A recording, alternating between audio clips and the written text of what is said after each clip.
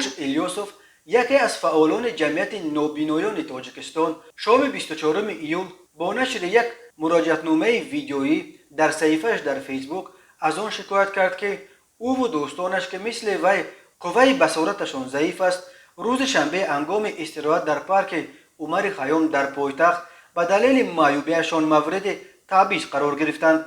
سیاوش نقل کرد که در چند اترکسیون این باغ بدون ممنوعیت سوار شدند، ولی وقتی میخواستند سواره تپه‌های امریکایی شوند مسئولین این اترکسیون آنها را راه نداده است. شما کورید، حق سوار شدن ندارید، اینجا جای شما نیست، برای شما به من گپ میرسد، گفت مسئول اترکسیون به طرف ما. حالا هم که ما در دیگر اترکسیون ها به ممنوعیت سوار شدیم و با این اترکسیون هم هیچ مشکلی نداشتیم، آخر ما گناهکار نیستیم که چنین معیوب به دنیا اومدیم، گفت سیاوش الیاسوف. دوستان او نیز در این ویدیو گفتند که برخورد تبعیض‌آمیز کارمندان باغ خیام سخت ناراحتشان کرده است.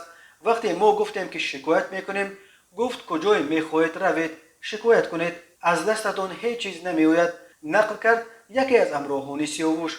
بسیاری ها در زیر این ویدیو از مقامات شهر دوشنبه به خصوص از مقامات ملیسه شهر خواستند که از حقوق این معیوبان حمایت کنند و نفران گناهکار در چنین برخورد تبعیض‌آمیز نسبت به این قشر را به جوابگری بکشانند.